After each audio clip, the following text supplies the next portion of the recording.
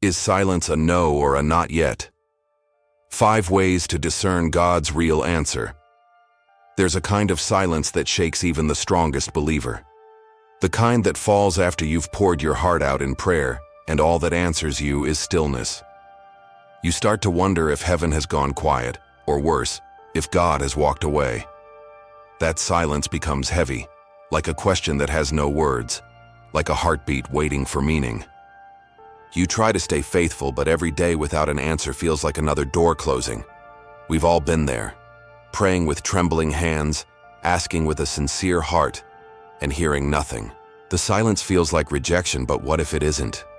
What if that quiet space between your question and God's answer is not emptiness at all, but transformation in disguise? What if His silence is not a no, but a not yet? In this message, we're going deep into that sacred tension, the place where heaven seems still, but God is secretly at work. I'll show you how silence can speak louder than words, how unanswered prayers can become divine protection, and how waiting can become the proof of your calling. Because when God is quiet, He isn't gone. He's preparing something that words could never explain. There are moments when the most spiritual thing you can do is not speak, not move, not try to fix it, but to stay still long enough for your spirit to hear what your ears cannot. This silence you're facing may be the soil where your next miracle is growing. The question isn't whether God is speaking, it's whether you're still enough to listen. I build a name before I build a stage. A platform can introduce you to a room. Your name determines whether that room invites you back. A stage can amplify your voice. Your name decides if hearts unclench when they hear it or brace for harm. I am not rushing you to exposure because I value what exposure cannot manufacture. I want your name to mean shelter, not spectacle. When people hear your name, I want them to breathe easier. I want them to remember a deed done without payment, a promise kept when pressure mounted, a word that did not wobble when compromise offered a shortcut. This is why I call you into the long work of alignment. I am branding your soul with truth until it resists distortion under heat. A name is formed in decisions no one celebrates. You turn away from a profitable lie because you would rather be poor than hollow. You refuse the cheap win that would buy you a headline and sell you your peace. You return what is not yours. You confess what you cannot carry alone. You apologize without attaching excuses. You honor critics without surrendering to them. You bless people who can do nothing for you. When repeated over time, these choices harden into reputation, and your name starts to carry a temperature that calms a room. This is not about perfection. This is about direction. When you fail and rise honestly, your name gains a quiet authority that cannot be faked. I rename you before I release you. I call you faithful when you still feel fragile. I call you servant when pride wants a crown. I call you builder when your hands are raw from starting again. I call you son.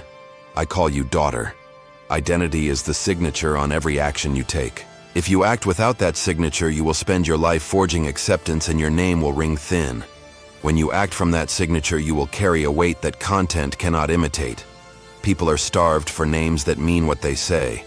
You will be that name if you let me write it deep enough to resist weather. Guard your name in small rooms. Speak truth in circles that will not reward you for it. Keep confidences. Arrive before your call time and leave after the work is complete. Credit others more than you credit yourself. Do not post what belongs in a private thank you. Do not promise what you cannot deliver. Do not take ownership of wins that came from a team. Do not hide losses that could teach someone behind you.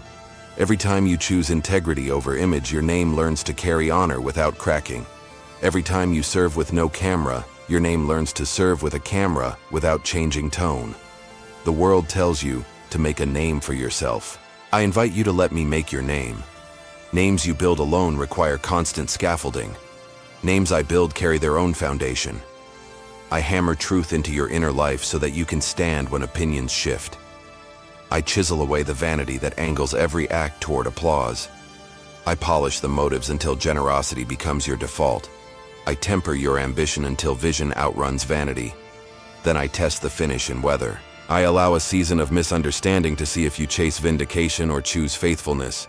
I allow a season of delay to see if you trade calling for convenience.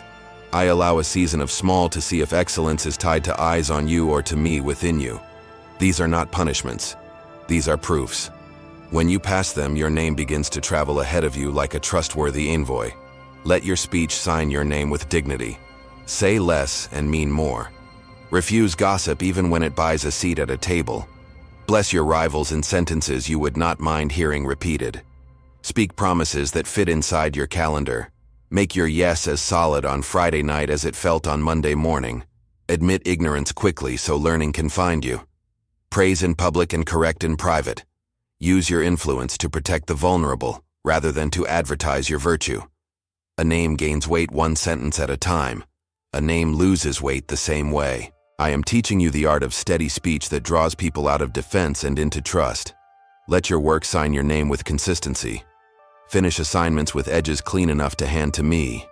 Ask what excellence looks like for this scale and deliver that scale without resentment. Refuse to rush quality to perform quantity. Refuse to hide behind perfectionism when it is fear wearing a polished mask.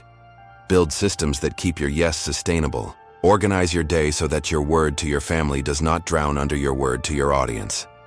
Maintain the tools that maintain your integrity. Respond to small emails with the same dignity you give to large invitations. People learn your name by how you treat what you consider beneath you. Heaven measures the same. Let your presence sign your name with peace. Walk into a room as someone who has nothing to prove and nothing to hide. Make eye contact with the person without a title. Learn names you cannot benefit from. Ask questions that center the other person rather than your next anecdote. Bring order instead of drama. Bring hope instead of suspicion. Bring clarity instead of fog. When you must confront, remove venom and leave truth. When you must decline, leave dignity behind you rather than scorch marks. Over time, everything you carry begins to echo your name, and your name becomes a safe place for others to stand. When the platform finally arrives, it will not change your name. It will reveal it. Exposure multiplies whatever is already present. If vanity rules in secret, it will swell in public. If generosity rules in secret, it will pour through you when eyes gather. If manipulation lives in your sentences, it will recruit allies at scale. If humility leads your steps, it will extend your influence without infecting your soul. This is why I am relentless about formation now. I am not trying to keep you small. I am ensuring that increase multiplies blessing rather than harm. Hold this in your heart. You do not carry my name to secure a platform. You carry my name to secure people. You are an ambassador. Your signature points to mine. Live in such a way that when others say your name, they think of me with relief. Live in such a way that when rooms discuss you, they predict kindness, steadiness, courage, and truth. Live in such a way that when temptation offers you a shiny shortcut, your name answers first and says, "We do not do that here." I will guard this process with zeal. You will thank me when the invitations begin to stack and your soul remains quiet, when your calendar grows and your home still recognizes you, when your influence spreads and your conscience stays clear. The platform will come at the right time and it will find you ready. Until then, give me your daily signature. Write it on small tasks. Etch it into your sentences. Carve it into your choices. Let me inscribe identity deeper than pressure can reach. What you are becoming matters more than where you are seen. I am making a name that storms cannot smudge and trends cannot counterfeit. When I speak it in rooms you never expected, doors will open without you forcing them, and you will walk through carrying peace rather than performance. There's a sound that cannot be captured by the ear, but can be felt deep in the spirit, the sound of an unanswered prayer. It is the moment after you've poured your soul out to heaven, expecting thunder, movement, or even a whisper, and all that greets you is stillness. You wait for a sign, for a shift, for a single trace of divine response, and none comes. That quiet doesn't simply surround you, it enters you. It lingers in your chest and turns into questions that keep you awake at night. You wonder if your faith was enough, if your words reached past the ceiling, or if God has turned his face away. But what if that silence is not the absence of God at all? What if it is the language of heaven spoken only to those willing to sit long enough to hear it? The noise of our fears and expectations often drowns out what silence is trying to teach. When God seems quiet, it is not because he has walked away, but because he is working in ways that need no announcement. His silence is often the soundtrack of a plan too complex for immediate understanding. Every unanswered prayer carries a hidden rhythm, a divine pacing that refuses to bow to human impatience. When you pray and heaven pauses, that pause has purpose. It exposes motives, deepens surrender, and removes the illusion of control. Silence reveals whether you seek God's hand or his heart. Because when nothing moves, everything inside you is forced to confront what you truly believe. Do you trust him when he is invisible? Do you love him when he gives no answer? The sound of an unanswered prayer is not a void, it's an echo. It reflects your own faith back to you. It asks whether you still believe when the feelings fade, when the evidence disappears, when the path ahead is fog instead of light. It's in that echo that trust is born, not the fragile trust built on outcomes, but the deep, unshakable trust that knows God is good, even when life is not. If you've ever prayed for healing and it didn't come, for restoration and it didn't happen, for direction and only confusion followed, you know that sound. It's the heartbeat of the soul stretched between hope and despair. Yet that very tension is sacred. God uses it to forge endurance, to refine your hearing, to purify your motives. The silence becomes the forge where shallow belief is melted into genuine faith. Sometimes we confuse divine stillness with divine refusal. But silence is not a no. It is often a not yet, spoken in the only tone that forces us to slow down enough to listen. Think of the seed buried in the soil. It cannot see the sun or feel the breeze. From its perspective, it's been abandoned. But what looks like isolation is actually incubation. Growth is happening underground, hidden from sight, powered by silence. That's how God answers prayers too. Quietly, patiently, beneath the surface of what we can perceive. There will be moments when you will want to give up, when you'll convince yourself that your prayers are wasted words. Don't. That ache in your chest, that longing that won't die, might be the Spirit interceding through you in groans too deep for words. Heaven has heard you. The delay is not dismissal. God often uses silence to stretch the timeline of your faith until it matches the size of his purpose. He's not teaching you patience. He's teaching you perspective. The greatest miracles often enter the world silently. The tomb was quiet before resurrection. The womb was silent before birth. The wilderness was still before the promised land opened. Every divine turning point was first wrapped in silence. When God is quiet, he is not absent. He is focused. His silence is the breath before the breakthrough, the stillness before the symphony, the holy pause before revelation. So, when you pray and hear nothing, do not lose heart. The silence is not God withholding love. It is him drawing you deeper into it. Let it refine your listening, reshape your dependence, and reveal that faith was never about receiving answers. It was about remaining anchored when there are none. The sound of an unanswered prayer may break you at first, but if you stay still long enough, you'll realize it was never unanswered at all. It was simply answered in a language beyond sound, the language of divine timing, the echo chamber of faith. When silence lingers too long, it starts to echo. The echo doesn't come from heaven, it comes from inside us. It's the sound of our own doubts bouncing off the walls of unanswered questions. It begins quietly. One whisper of uncertainty, one moment of hesitation. And before long, it becomes a chorus that fills every corner of the soul. You start hearing thoughts that sound like truth, but are really fear wearing faith's clothing. Maybe God forgot me. Maybe I misheard him. Maybe my prayer doesn't matter. That's the echo chamber of faith, the place where belief wrestles with the noise of disbelief. It's in this inner chamber that the real battle takes place. The enemy doesn't need to silence heaven. He just needs to amplify your own voice until it drowns out God's. He repeats your fears, your failures, your what-ifs, until your heart begins to believe them. The danger of divine silence isn't that God isn't speaking. It's that we start mistaking the sound of our own anxiety for the voice of God's rejection. Every echo of doubt has the power to shape your perception if you don't learn to recognize it. Faith, in its purest form, is not the absence of echo, but the ability to discern the difference between your own voice and God's truth. It's standing in the middle of mental chaos and choosing to believe what you know, even when you don't feel it. The echo chamber grows quieter when trust grows louder. The only way to silence the echo is to speak truth into it. When the mind whispers, "God has left you," you answer, "He promised never to leave." When fear says, "You've failed," you answer, "His strength is made perfect in my weakness."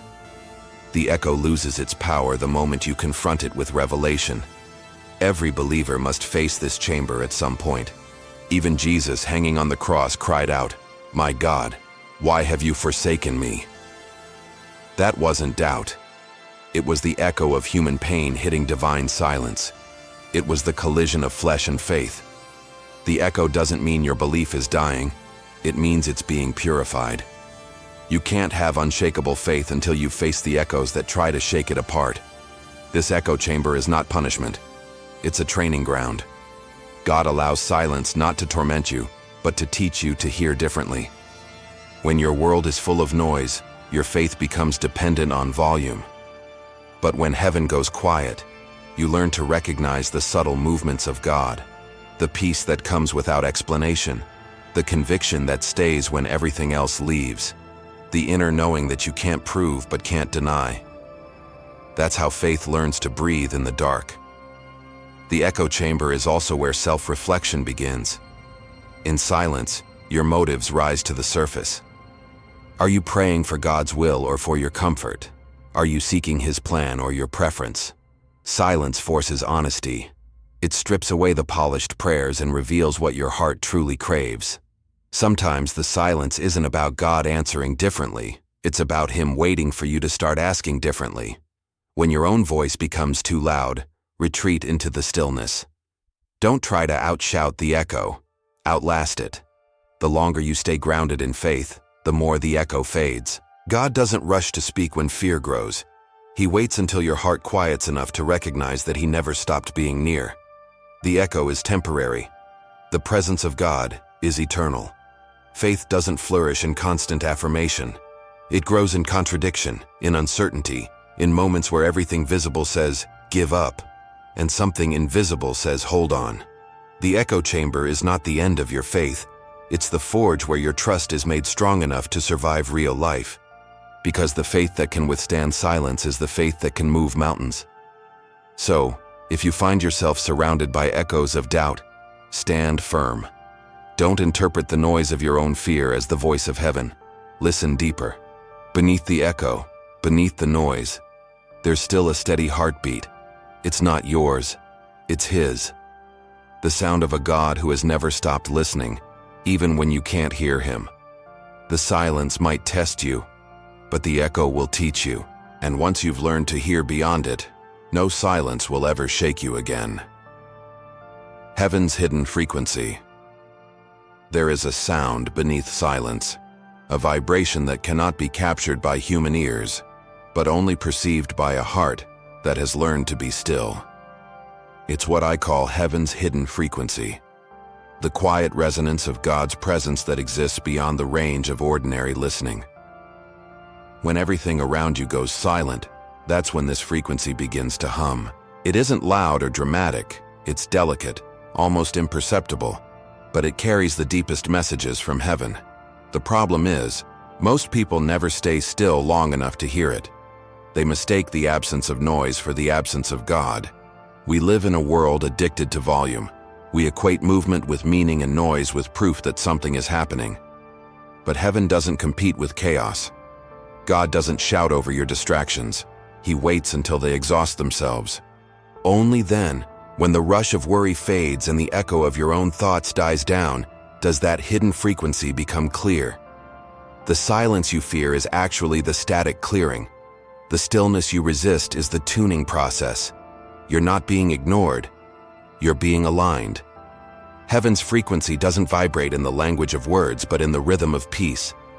It's that sudden calm that arrives in the middle of turmoil, the quiet assurance that appears when nothing else makes sense. It's the moment you stop trying to control outcomes and something deep inside whispers, "I've got you." That's not your mind speaking. That's God's presence breaking through the noise of your expectations. He doesn't always communicate through sound, but His presence always leaves a signature, a sense that you've touched eternity even for a breath. When you're attuned to that frequency, ordinary moments become sacred. The air feels different. Scripture starts to speak in a new voice. Even pain carries revelation. You begin to understand that God's silence isn't absence. It's the invitation to listen on a higher wavelength. Heaven often speaks in frequencies that the impatient can't hear. Every delay, every quiet season, every unanswered question is part of the tuning. Faith is the ear that adjusts itself to divine sound. Think of how a musician tunes an instrument before a concert. They tighten and loosen each string, adjusting the tension until the vibration matches the perfect tone. That's what God does with your life. The silence you feel is not neglect, it's precision. He's tightening what's too loose, loosening what's too rigid, preparing you to resonate with His purpose. You may not understand it, but deep down you can feel it. Something inside you vibrating differently, preparing for harmony. Heaven's hidden frequency is not found in constant prayer but in surrendered presence. There's a moment when prayer shifts from words to awareness, when your heart stops striving to be heard and starts listening to what has already been spoken in eternity. That's when revelation begins. It's not the kind of knowledge you learn. It's the kind you recognize, like remembering something you always knew.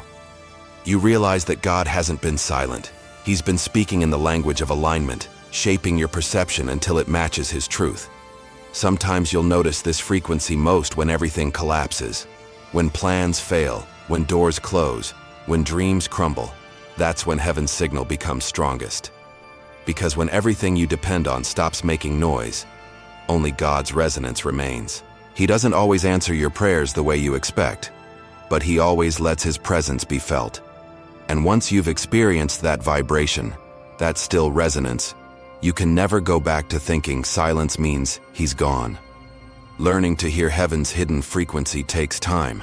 It requires letting go of control, laying down the need for immediate answers, and trusting that silence is not empty, it's sacred space. You begin to live from a different awareness, no longer searching for God in thunder but finding Him in the quiet pulse beneath your fear. When you can hear that frequency, you stop demanding signs and start living in sensitivity. You stop questioning if God is speaking and start asking what He's saying through the silence. If your life feels quiet right now, if the heavens seem closed, don't rush to fill the void. The quiet isn't punishment, it's presence. Sit in it long enough and your spirit will begin to hum with recognition. That hum is not your imagination. It's the sound of God working under the surface, tuning your heart to hear what this world can't produce. Heaven's hidden frequency doesn't compete with noise. It waits for surrender. And once you find it, silence will never scare you again. The language God doesn't speak out loud. There are words God never says, yet they are the most powerful ones He ever speaks. They don't come through thunder, wind, or visions, but through timing, direction, and peace. It's the language that doesn't use sound, the language of divine orchestration. Every delay, every closed door, every sudden opportunity, every moment of inexplicable peace in the middle of pain is part of His unspoken vocabulary. The reason so many miss His voice is because they're waiting for sentences while He's speaking in seasons. God's silence is not empty. It's full of meaning for those who know how to read it. He speaks through alignment more than articulation. A situation that doesn't move when you push it is His no. A dream that refuses to die no matter how long it takes is His not yet. A door that opens without effort is His go. This is not coincidence, it's communication. His voice shapes reality itself, not through speech but through movement. When He says nothing, He's saying, "Watch what I'm doing." Learning this language requires a kind of listening that doesn't depend on the ears. It's spiritual literacy, the ability to discern patterns instead of phrases. When you stop demanding explanations, you start seeing messages hidden in moments. A conversation that convicts you, a restlessness that won't leave you alone, an inner calm that defies logic. These are all divine sentences written across the landscape of your life. God's most precise answers rarely arrive in words. They arrive in awareness. This language is subtle because it protects its depth. If God spoke everything out loud, you'd never learn to seek Him beyond sound. You'd become addicted to instruction and never develop intimacy. But when he teaches you through experience, every lesson becomes a revelation. You start to realize that what looked like coincidence was choreography. What felt like waiting was preparation. What you called confusion was actually translation. You weren't abandoned. You were being taught a dialect only faith can understand. The beauty of this divine language is that it's tailor-made. God speaks to each heart differently. For one, he uses delay to build endurance. For another, he uses loss to reveal dependence. For someone else, he uses rest to prove trust. You can't imitate another person's experience because his tone changes with every soul. The same silence that breaks one person can build another. His communication is not mass-produced. It's custom-forged in the fires of personal faith. When God doesn't speak out loud, he's inviting you to grow beyond the need for sound. You start to feel his tone through outcomes, through the way your spirit reacts when you're in alignment with his will. There's a resonance you can't explain.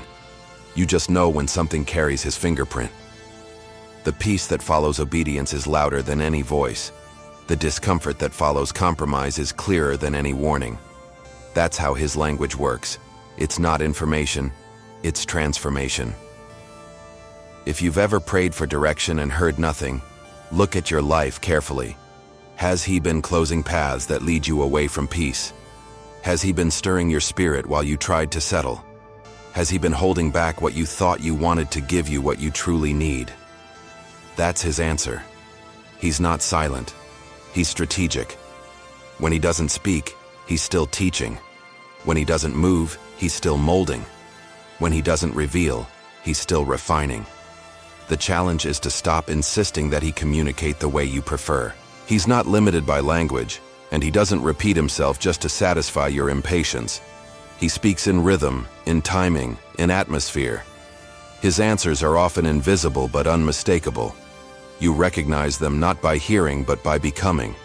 You start walking differently, choosing differently, believing differently. That's how you know you've understood him. Your actions translate his silence into obedience. In the end, the language God doesn't speak out loud is the most personal one there is. It's the voice that shapes your destiny without raising a sound.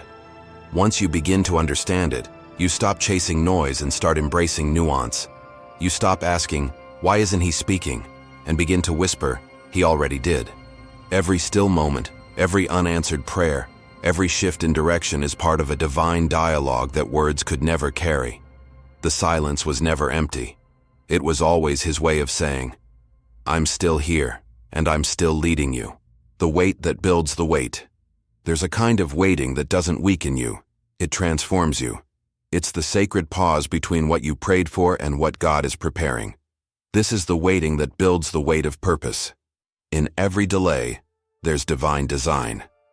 God isn't withholding, he's conditioning. He's strengthening your foundation so that when the answer finally comes, you have the maturity to carry it. You don't lift a crown before you can bear its weight, and you don't receive a calling before your character can sustain it. That's why waiting isn't punishment, it's preparation. The truth is, everyone wants the promise, but few can handle the process. We want destiny to arrive like lightning, but heaven often works like the sunrise, slow, consistent, intentional. You wake up expecting to see everything at once, but God lets the light rise gradually. Each moment of delay is another degree of growth. You don't even realize it, but patience is forming muscle where frustration once lived.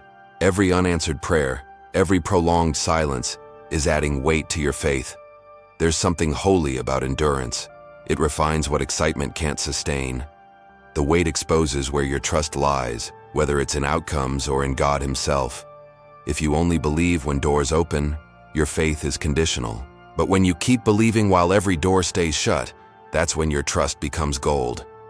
Heaven values endurance more than enthusiasm, because enthusiasm can fade, but endurance holds steady when the fire gets hotter. Think of Joseph sitting in prison after being given a dream of greatness. He wasn't forgotten. He was being fortified. His confinement was the cocoon where character grew. What looked like delay was construction. God was building the infrastructure for the influence Joseph would one day carry. The same is true for you. When everything seems stalled, that's often when heaven is most active. You're being equipped with patience, humility, and discernment, the hidden tools of destiny. Waiting also reveals the difference between what you want and what you're ready for. There are blessings that can crush you if they come too soon. A platform without preparation is a burden, not a gift. God won't let you step into something you're not strong enough to steward. That's why some doors take longer to open. They're not locked, they're timed. When you're ready, what used to resist you will start to release you. The weight of waiting ensures that when you arrive, you stay. In the natural, we see waiting as wasted time, but in the spiritual, it's sacred time. God is working in the unseen layers of your life, shaping your heart, sharpening your spirit, breaking patterns that would sabotage the promise. Every moment you feel forgotten, heaven is adjusting something in your favor. The problem is, we often judge God's pace by our impatience. We think silence means inactivity, but divine timing is a choreography of eternity. Nothing is late when the one writing your story stands outside of time. The wait also tests what you worship. When God delays, do you still delight in Him? When He holds back the answer, do you still call Him good? Waiting strips away every idol that competes for your devotion. It's in the tension between I believe and I don't understand that your faith is purified. You stop following Him for outcomes and start following Him for who He is. That's where spiritual maturity begins. You may not see it now, but waiting is doing something to you. It's giving your faith weight, substance, gravity, authority. Lightweight faith breaks under pressure. Anchored faith endures the storm. Every day of waiting is another layer of depth. When the blessing comes, you won't just receive it. You'll understand it. You'll know the cost of trust, the beauty of patience, the power of surrender. You'll carry the promise, but the promise will no longer carry you. If you're in a season where nothing moves, don't mistake it for abandonment. You're in training, not exile. The delay is not denial. It's development. God is not punishing you. He's preparing you to hold what you asked for without losing who you are. When you finally step into your promise, you'll feel the weight of it, but it won't crush you. It will confirm you. The waiting built the strength you didn't know you were growing. The silence was never stillness. It was God's workshop, and you were the masterpiece in progress.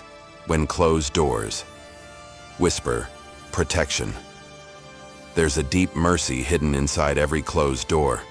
It doesn't feel like mercy at first. It feels like rejection, like failure, like another unanswered prayer. You stand before what looked like your breakthrough, and it shuts without warning. You push, you plead, you pray harder, and the door stays locked. You start to think you did something wrong or that heaven forgot your address. But what if the door didn't close to hurt you, but to hold you? What if God's no was His most loving not this way? Closed doors are God's way of protecting you from futures that look good, but aren't good for you. They are divine interruptions that redirect your steps toward destiny instead of disaster. When we fixate on what's on the other side, we forget that not every open path leads to peace. Some opportunities are traps dressed as blessings. Some relationships are distractions disguised as answers. And some dreams, though beautiful, would have destroyed you if they had come too soon. God doesn't just bless through what He gives. He also blesses through what He blocks. The pain of rejection is often protection in disguise. You cry over what didn't happen, not realizing that heaven just saved you from something you couldn't see. That job you lost, that deal that fell apart, that person who walked away. It wasn't random. Every exit in your life was an act of divine editing. God removes what won't fit the next chapter. He's not depriving you, He's defending you. The locked door is not your enemy, it's your bodyguard. We often pray for God to open doors, but few thank Him for the ones He closes. Yet, if you could see what He saw, you'd fall to your knees in gratitude. Some of the greatest heartbreaks of your life are the very things that kept you alive spiritually, emotionally, even physically. Sometimes the protection doesn't look like peace, it looks like loss. But loss in God's hands is never waste, it's redirection. When a door closes, heaven doesn't leave you in a hallway, it prepares a better doorway. Closed doors also test whether you trust His character more than your plan. When your will collides with His wisdom, something must yield. If you truly believe He's good, then you must also believe that no is a good word when it comes from His mouth. God doesn't owe you explanations because His love is not on trial. Every denial carries the same heartbeat as every blessing. The same God who opens the sea also commands it to close at the right time. Both miracles serve the same mercy, to protect His people. Sometimes we don't realize a door was closed for our good until much later. Years pass and you look back and see the patterns, the people you didn't end up with, the job you didn't get, the move that never happened. And you realize how each detour kept you from destruction. That's when you learn that unanswered prayers are often answered in higher dimensions. What you called delay was divine defense. God doesn't just stop you from losing, He stops you from settling. The whisper behind every closed door is not, "You failed," it's, "You're being shielded." You won't always get an explanation, but you will always get evidence. Over time, peace replaces confusion, and gratitude replaces grief. The door you once begged to open becomes the one you thank Him for keeping shut. The protection of God is not always gentle, it's precise. He knows what your future can't hold yet. He knows the cost of giving you what you want too soon. So He waits, He withholds, He blocks, and it's all love. There's a reason why in Scripture God is often called a shepherd. A shepherd's job is not just to lead, it's to guard. He uses his staff not only to guide the sheep forward, but to block them from cliffs they don't see. That's how God works with us. His silence isn't distance, it's direction. His no is the sound of Him standing between you and danger. The hand that closes the door is the same one that wipes your tears. So if you're standing before a door that won't open, stop fighting it. Step back and listen. The silence isn't rejection, it's a whisper. I'm saving you from something that would have broken you. The doors God closes never lead to your downfall. They lead you back to your destiny. One day, when you walk through the door that truly belongs to you, you'll understand that every other one had to stay shut so this one could open. And when that happens, you'll realize His protection was never in the noise. It was always in the silence. The mirror in the quiet. When everything goes silent, when your prayers meet still air and your efforts seem invisible, something begins to surface. Not around you, but within you. The quiet becomes a mirror, and in that mirror, you see yourself with clarity you've never faced before. Silence removes the noise that helped you hide. It strips away excuses, masks, and distractions until what remains is truth. You start to see the motives behind your prayers, the fears beneath your faith, the pride disguised as strength. It's in the quiet that God stops answering your questions and starts revealing your reflection. The mirror of silence is uncomfortable because it tells no lies. You begin to realize how much of what you call faith is built on the need for control. You say you trust God, but the stillness exposes how deeply you crave certainty. You say you're waiting on Him, but the mirror shows you how impatient your spirit has become. You say you believe in His timing, yet you wrestle with the fear that He's forgotten you. The silence doesn't create these things. It simply reveals what was already there. God uses quiet moments not to humiliate you, but to heal you. You cannot fix what you refuse to see, and He loves you too much to let you stay blind to yourself. In the mirror of the quiet, you discover how loud your insecurities are. You start noticing how quickly your thoughts run toward worst-case scenarios, how easily your heart believes lies about your worth. You see the endless striving, the way you try to earn answers instead of resting in grace. And in that revelation, something holy happens. The very stillness that once terrified you becomes the space where your soul starts to breathe again. You realize that God's silence was never abandonment, it was surgery. He wasn't punishing you, He was pruning you. The noise had numbed your pain, but the quiet gives Him room to heal it. The mirror doesn't flatter, it refines. It confronts the illusion that you're in control, reminding you that surrender is not weakness, it's alignment. You begin to understand that God isn't after your comfort, He's after your transformation. The silence becomes sacred ground where faith grows roots deep enough to hold you when the storms come. It's in the absence of sound that you finally hear the unfiltered truth about who you are and who God has always been. You realize that what you feared losing in the silence was never real stability. It was dependency on noise. Many people run from the quiet because they're afraid of what they'll see there. They fill their days with sound, motion, and distraction, terrified of the moment when the mirror comes into focus. But the stillness is unavoidable for those who seek depth. You cannot mature in faith without confronting yourself. The quiet is where shallow belief dies and authentic faith is born. It's where you stop asking, "Why isn't God speaking?" and start asking, "What is He trying to show me about me?" When you allow the mirror to do its work, you begin to see beauty in brokenness. You notice how your scars have stories, how your wounds have wisdom, how your failures have softened your pride. The reflection that once made you uncomfortable starts to inspire gratitude. You see that you're not who you were, and that silence played a part in that transformation. You were refined, not ruined, by what didn't happen. The stillness shaped you in ways answered prayers never could. The quiet mirror doesn't just show you yourself, it also shows you God. You begin to see His patience in your process, His gentleness in your correction, His mercy in your delays. Every unanswered question becomes a window into His character. You stop fearing silence because you realize it was His presence all along. The stillness that once felt like distance now feels like intimacy. You start to crave it, not run from it. You realize that hearing His voice is powerful, but being changed by His silence is holy. So if you're in a season where God seems silent, don't rush to fill the space. Stand before the mirror and look honestly. Let the quiet reveal what noise has hidden. What you'll find may humble you, but it will also heal you. Because every time God holds back His words, He's inviting you to rediscover who you are without the distractions, and who He's always been without the noise. In the end, you'll understand that the mirror in the quiet isn't there to expose your flaws. It's there to restore your focus. The curriculum of delay is not denial. It's education.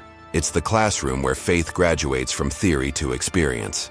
Every time God makes you wait, He's enrolling you in a course that can't be taught through blessings alone. The lessons learned in delay are the ones that transform the soul, the kind that can't be absorbed through sermons or songs, only through stillness. Delay teaches dependence, the art of trusting when every visible sign tells you not to. It forces you to trade your timeline for His, your logic for His mystery. You begin to realize that the God you serve is not slow, He's strategic.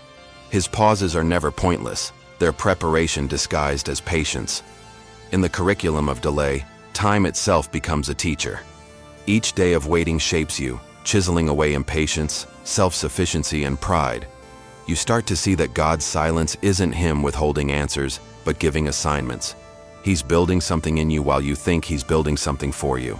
Delay is His method of strengthening the vessel before He fills it. If He answered too soon, the very thing you asked for might crush you. But by the time the promise comes, your soul has been stretched enough to hold it. The first lesson in this curriculum is humility. Delay humbles ambition. It reminds you that no matter how spiritual you are not the author of divine timing. You cannot fast-track eternity. You can only align with it. God lets you wait long enough to remember that His ways are not your ways. The second lesson is endurance. Delay develops spiritual muscle. When your faith survives the silence, it gains resilience that quick answers could never give. Every unanswered prayer becomes a repetition that builds strength. And the final lesson is discernment, the ability to sense His will even when you can't see His hand. Many people fail the course of delay because they misinterpret the syllabus. They think the goal is to get what they ask for, but God's real goal is to get them to know Him. The delay is not about what's coming, it's about who you're becoming while you wait. If you focus only on the outcome, you'll miss the revelation in the process. God hides His best lessons in the time between seed and harvest. That's where faith either withers or deepens. And when you start to appreciate the waiting, you realize you've already received part of the answer, the part that matters most: wisdom. Delay is also the great revealer of motives. It tests why you pray. If you only seek God for solutions, silence will offend you. But if you seek Him for relationship, delay becomes sacred. It exposes the difference between loving His presence and chasing His provision. You learn that real faith doesn't bargain. It abides. It doesn't say, "I'll believe when it happens." It says, "I'll believe until it happens, or even if it never does." That kind of trust can only be formed in the waiting room of heaven, where there are no clocks, only character. There's also a paradox inside this divine curriculum. While you think you're waiting for God, He's actually waiting for you. To stop striving, to stop negotiating, to finally surrender the illusion of control. Once your heart quiets, you begin to notice that what felt like delay was really synchronization. He was aligning you with the right people, places, and moments. Every divine connection, every closed door, every unexpected redirection, all of it was preparation for perfect timing. Heaven never rushes because perfection is never late. If you look back, you'll see the pattern. The prayers that seemed ignored eventually made sense. The heartbreaks that felt unbearable became holy turning points. The seasons you thought would never end are now the ones that gave you the strength to lead others. That's the diploma of delay. It certifies that your faith survived the silence, and those who endure the curriculum graduate with authority. You can't teach peace in waiting until you've waited in pain. You can't speak about trust until you've lived through tension. God doesn't promote by titles, He promotes by tests. So if you're in that classroom right now, fighting the frustration of waiting, remember this: you're not stuck. You're in session. The silence around you is not a void. It's a voice. Every day you choose faith over fear, patience over panic, and surrender over control. You're passing another exam in the curriculum of delay. And when the bell finally rings, when the door opens, you'll realize the waiting wasn't wasted. It was wisdom disguised as time. You'll walk out stronger, softer, and more certain that God's timing wasn't slow. It was surgical. His delay wasn't distance, it was divine design. The paradox of presence in absence. There comes a moment in every believer's journey when God feels far away. The prayers that once brought comfort now return unanswered. The nearness you used to sense turns into what feels like distance. You start to wonder if He's gone, if you did something wrong, or if your faith has somehow expired. But the greatest paradox of faith is that God can feel absent while being closer than ever. His silence is not separation, it's saturation. He is so deeply intertwined with your situation that He doesn't need to shout to be there. The absence you feel is often the proof of a deeper presence, one that doesn't need emotion to be real. The human heart equates presence with feeling, but heaven doesn't measure nearness that way. God is not confined to emotion. He is not closer when you cry or farther when you're numb. He is constant, unchanging, and present in every breath you take, even when that breath feels heavy. When you can't sense Him, He's not hiding. He's holding. He's not ignoring your pain. He's inhabiting it. His silence doesn't mean departure. It means depth. The deeper His presence goes, the quieter it becomes.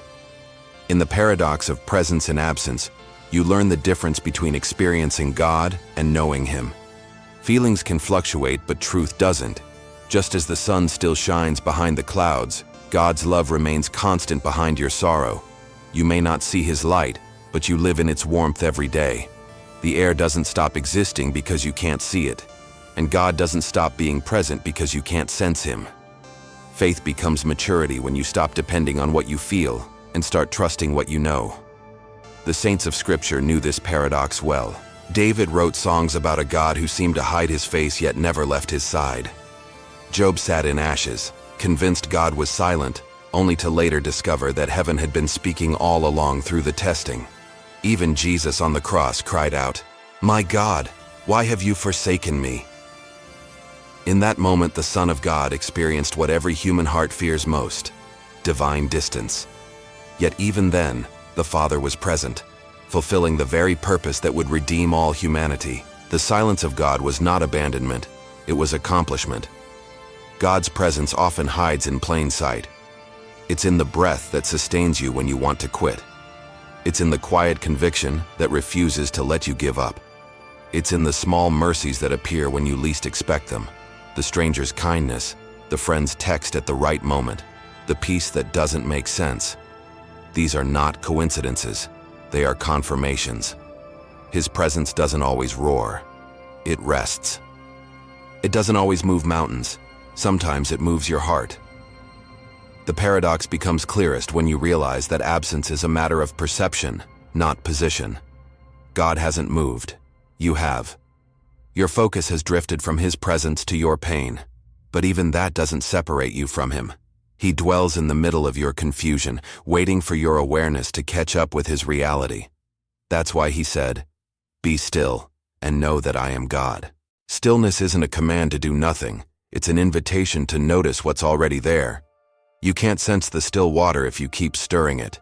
When you begin to rest in this truth, everything changes.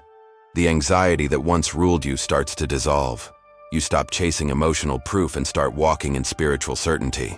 You begin to realize that the God who seems silent is actually speaking through the quiet. The same quiet that keeps your heart beating. The same quiet that wakes you every morning. The absence you fear becomes the presence you trust. The darkness becomes the place where your eyes adjust to see His light in a new way. This paradox doesn't end with revelation. It ends with peace. Peace that doesn't depend on outcomes or feelings, but on awareness. You learn to say, even when I can't see Him, He's here. Even when I can't hear Him, He's near. The silence becomes sacred, the distance becomes discipline, and the absence becomes assurance. Because what looks like emptiness to the human eye is often the fullness of God concealed in stillness. So the next time heaven feels far away, resist the urge to panic. Pause. Breathe. Recognize that the very ache you feel is the echo of His closeness. The silence is not punishment. It's presence in disguise. You are not alone in the absence. You are enveloped by the one who never leaves. When all sense of Him disappears, that's when faith truly begins. And when faith opens its eyes, it sees that He was never gone. He was simply teaching you to walk by trust, not by touch. The turning point of trust. There comes a moment when faith stops being theory and becomes choice. The moment when you've prayed, waited, cried, and heard nothing. When logic fails, signs vanish, and silence stretches long enough to make you question everything. That's the turning point of trust, the place where you stop leaning on understanding and start standing on surrender. It's not a feeling. It's not inspiration. It's a decision to believe that God is good even when the evidence is gone. Trust begins where certainty ends. At first, trust feels like falling. There's no visible ground beneath you, just the word of a God you can't see. Your instincts tell you to grab something, to fix, to force, to flee. But true faith requires release. You let go of the outcome, not because you've given up, but because you've grown up. You stop trying to make things happen and start allowing God to reveal what He's been shaping all along. Trust is not blind. It's just not limited by sight. It's the kind of vision that looks through the unseen and recognizes purpose wrapped in mystery. The turning point arrives when you realize that God doesn't owe you explanation to prove His faithfulness. You stop demanding signs and start recognizing patterns. You start to see His fingerprints in places that once looked like accidents. The pain that nearly broke you suddenly makes sense, not because it disappears, but because you see what it produced. Trust doesn't erase suffering, it redeems it. It turns wounds into wisdom, waiting into worship, and fear into fuel. Every great story of faith hinges on this turning point. Abraham walking up the mountain without knowing where the sacrifice would come from. Esther stepping before a king without assurance of survival. Peter stepping out of the boat into uncertain waters. Every one of them faced the same silence, the same uncertainty, the same question. Will you trust me here? They had no map, only a word. And that word was enough because they knew the voice that spoke it. The turning point of trust is when you stop asking why and start saying yes. You no longer measure God's goodness by what you get, but by who He is. You begin to rest in the truth that His plans are not just better, they're perfect. You stop trying to make sense of the silence and start letting it sanctify you. What used to frustrate you begins to form you. What used to confuse you begins to clarify your calling. The place that once felt like a dead end becomes holy ground. There is power in that surrender. The peace that comes when you stop striving is not weakness, it's warfare. You win battles not by fighting harder, but by trusting deeper. When you lay down your need to control, you disarm fear. The enemy's greatest weapon is not the circumstance, it's the anxiety it creates. Trust silences that weapon. It turns chaos into calm, not because everything makes sense, but because you've decided to believe that God is already in control. And something changes in your spirit when you reach that turning point. The same silence that once scared you becomes the sound of safety. You start to recognize it, not as absence, but as assurance. You realize that if God wanted to leave you, He would have done it long before now. The fact that you're still breathing, still hoping, still being refined, that's proof of His presence. Every delay starts to feel like destiny in disguise. You no longer panic when doors close because you've seen enough to know that He only shuts what will harm you. Trust is not learned in comfort. It's born in crisis, matured in mystery, and sealed in silence. You don't discover God's faithfulness on the mountaintop. You discover it in the valley when nothing works and He still sustains you. That's where trust becomes transformation. You come out different. You no longer need constant affirmation because you've seen His consistency. You no longer beg for signs because you've learned to rest in His nature. If you're standing at that edge right now, caught between faith and fear, take the step. Don't wait for clarity to obey. Clarity comes after obedience. The step doesn't make sense until you take it. And when you do, you'll discover what every saint before you has learned, that the arms of God are always waiting right where certainty ends. The turning point of trust is not the end of your faith, it's the beginning of freedom. You'll never control the silence, but you can choose to trust through it. And when you do, you'll find that the silence was never empty. It was always filled with the sound of a faithful God preparing your next miracle. The whisper after the storm. After the chaos has passed, after the prayers that turned into cries, after the tears have dried into quiet fatigue, there is a moment that feels strangely still. The wind's calm, the pressure eases, and all that's left is silence. That's when the whisper comes. Not loud, not dramatic, not demanding attention. Just a quiet presence that fills the air like peace you can't explain. You realize that while you were fighting to survive the storm, God was never shouting above it. He was waiting beyond it. The whisper is His way of reminding you that He was there all along. When life rages, we expect God to roar. We want thunder to prove He's near, lightning to show He's powerful, miracles to confirm He's listening. But He often chooses a different tone, a whisper. Because whispers are only heard when you're close. He doesn't raise His voice to draw your attention. He lowers it to draw you nearer. The storm gets your focus, but the whisper gets your heart. You can't hear it while you're panicking. You can't sense it while you're shouting your fears. It waits for the silence that follows surrender. Only when you stop fighting the wind do you start hearing His words. The whisper after the storm is not information. It's intimacy. It doesn't tell you what's next. It tells you who He's been. It's not about answers. It's about awareness. It's His voice reminding you that He didn't abandon you when the waves rose. He was holding the boat together when you thought it was falling apart. You thought you were drowning, but He was teaching you to breathe differently, to inhale trust, to exhale control. The whisper comes to interpret the storm, to translate what pain tried to hide. It says, I was in the breaking, I was in the waiting, I was in the silence, and now I am in the peace. Elijah experienced it first. He stood on the mountain expecting God in the wind, in the earthquake, in the fire. But God was not in any of them. Then came a gentle whisper. That was the revelation. The Almighty doesn't always reveal Himself through spectacle but through stillness. The whisper carried more weight than the storm because it spoke of nearness, not just power. It proved that God doesn't need to shout to be sovereign. He simply needs you to be still enough to hear Him. That's what the whisper does. It restores what the storm tried to destroy. It rebuilds your confidence, not in your ability, but in his consistency.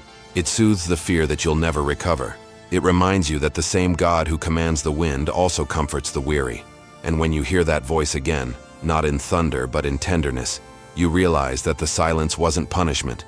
It was preparation for this moment. The whisper is not the end of the story. It's the proof that the story continues. Something shifts inside you when you finally hear that quiet voice. The questions that consumed you begin to fade, not because they're answered, but because they no longer control you. The peace that follows doesn't make sense. It transcends it. You stop obsessing over what you lost and start noticing what you've gained. The storm stripped away what was fragile so you could discover what was unshakable. You learn that God doesn't always calm the wind outside. Sometimes he calms the storm within. That's what the whisper does. It stills you, centers you, sanctifies you. And in that stillness, something beautiful happens. Gratitude returns. You find yourself thanking him, not just for the rescue, but for the refining. The storm made you softer, stronger, more aware. The silence trained your ears to recognize his tone. The whisper feels different now, because you're different. You don't crave noise anymore. You crave nearness. You no longer need signs to know he's real. You can feel him in the quiet rhythm of your heart. The whisper after the storm doesn't tell you that life will be easy. It reminds you that you'll never face it alone. It carries no promises of comfort, only the certainty of companionship. It doesn't shout your future. It breathes your present. And once you've heard it, no storm can intimidate you the same way again. Because now you know, if he can be found in the whisper, then he can be found anywhere. So when the next storm comes, don't fear the silence that follows. That silence is the stage for his voice. Let it come. Let the winds die down. Let the noise fade. Because when everything finally grows quiet, you'll hear what you couldn't hear before. The steady, unmistakable whisper of a God who never left, who speaks most clearly not in power, but in peace. The holy quiet, where answers become revelation. There is a kind of quiet that is not absence, not waiting, not aftermath. It is holy. It arrives after you've wrestled, after you've wept, after you've questioned and surrendered. It doesn't need noise to feel alive. It doesn't demand signs or miracles. It simply is. This is the holy quiet, the sacred atmosphere where the presence of God becomes undeniable, not because he speaks, but because everything else stops. It's the space where answers no longer matter because revelation has taken their place. You see, answers satisfy the mind, but revelation transforms the heart. An answer tells you what happened. Revelation shows you why it had to. It connects every silence, every delay, every closed door into a pattern of divine precision. The holy quiet doesn't give explanations, it gives understanding. It's the moment when you realize that what felt like distance was actually design.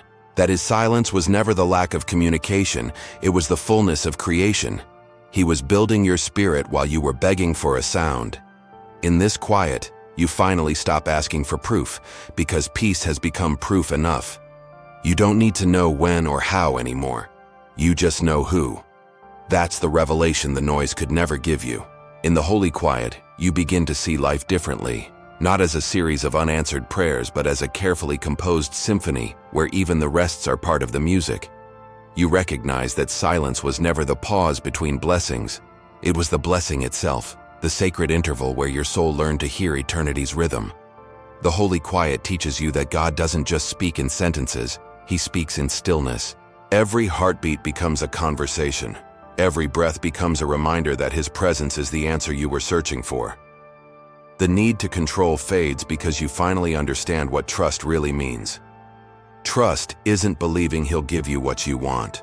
It's believing that whatever he gives or withholds is for your good. That realization doesn't come through thunder. It comes through quiet. In that quiet, gratitude awakens. You start thanking him not only for what he did, but for what he didn't. You thank him for the doors that stayed closed, for the seasons that took longer, for the storms that revealed what comfort had hidden. You see that everything you thought was breaking you was actually building you. The unanswered prayers weren't rejection, they were redirection. Every silence was a shaping, every delay a design. The waiting didn't steal your purpose. It sculpted it. There's something sacred about reaching this point, the place where peace replaces proof and surrender replaces striving. You no longer chase after signs because the silence itself has become sacred. You understand now that revelation isn't new information. It's divine illumination. It's God showing you what was always true but only visible through stillness. The holy quiet is where faith turns into knowing. It's where questions bow before wisdom and your heart whispers, "Now I understand." This quiet doesn't mean life will never get loud again. It doesn't promise that storms won't come or that prayers won't sometimes feel unanswered. It just means you've learned how to stay anchored through them. You no longer fear silence because you've discovered its voice. You no longer mistake stillness for absence because you've learned that presence doesn't always need words. You've reached the place where peace is not the result of understanding. It is the revelation itself. When you reach this holy quiet, you become different. The desperation turns into devotion. The panic turns into patience. You stop chasing miracles because your life has become one. You see that the greatest revelation wasn't what God did for you. It was what He did in you through the silence. You are no longer waiting for Him to speak. You are living as someone who has heard. And that's the mystery of divine silence. It begins as a question, but ends as communion. The stillness that once felt empty now feels full. The quiet that once terrified you now comforts you. You realize that heaven's silence was never the end of the conversation. It was the moment God stopped explaining and started revealing. This is the holy quiet, the space where faith matures into vision, where surrender becomes strength, and where every unanswered prayer finds its purpose. You no longer need to hear Him to know He's here, because now you understand, the silence was never silence. It was revelation, waiting for you to become still enough to receive it. If this message spoke to you, if you found yourself in the silence, waiting, wondering, learning to trust, remember this: God's quiet isn't punishment, it's preparation. His pauses have purpose, and every delay carries design. When you can't hear His voice, it doesn't mean He's gone. It means He's doing something deeper. The silence is not the end of your story. It's the sacred space where revelation begins. Take this peace with you, hold it close, and let it remind you that faith doesn't grow in noise. It grows in stillness. And when your next storm comes, you'll know what to do. Listen for the whisper. Thank you for watching and being part of this journey of reflection and faith. If this message touched your heart, share it, subscribe, and walk with us here on this channel, where we keep discovering the voice of God hidden in everyday life. One story, one silence, one revelation at a time.